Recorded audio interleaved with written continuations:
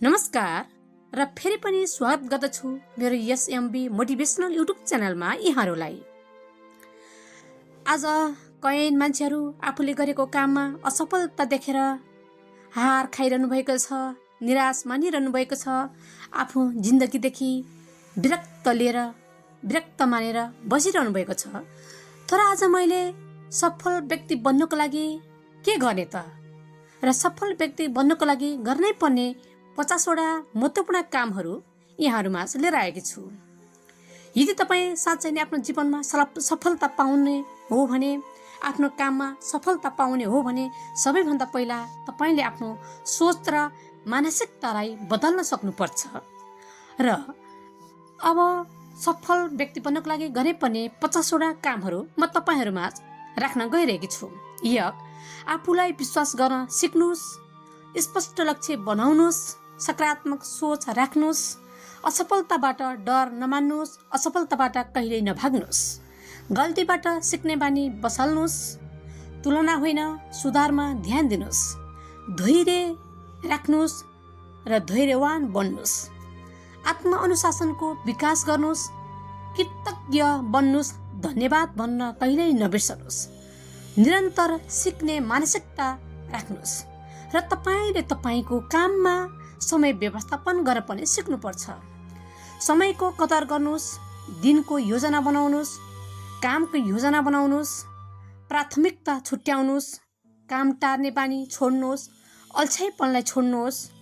mobile social मिडियामा कम समय बिताउनुहोस्, बिहान सूर्योदयभन्दा 2 घण्टा अगाडि नै उठ्ने बानीको विकास गर्नुहोस्, योग, ध्यान र प्राणायाम वा शारीरिक व्यायाम गर्नुहोस्, दिनको समीक्षा गर्नुहोस् र तपाईँले गर्नुभएको कामको समीक्षा गर्नुहोस्, लक्ष्य अनुसार समयको व्यवस्थापन गर्नुहोस्, होइन भन्न सिक्नुहोस्, तुरुन्तै जवाफ फर्काउने बानीको छोड्नुहोस्,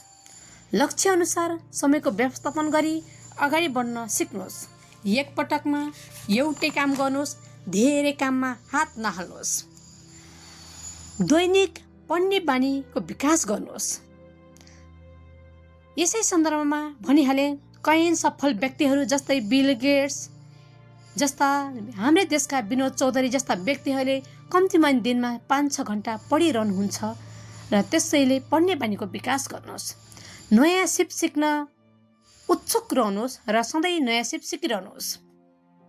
अरूको रुचि पहिचान गर्न सिक्नुहोस्, सफल व्यक्तिको जीवनी पढ्ने गर्नुहोस्, भिडियो पोडकास्टबाट सिक्नुहोस्, लेख्ने बानीको बसाल्नुहोस्, बोल्ने कलामा सुधार्नुहोस्, समस्या समाधानमा सिप विकास गर्नुहोस्, डिजिटल सिप सिक्नु,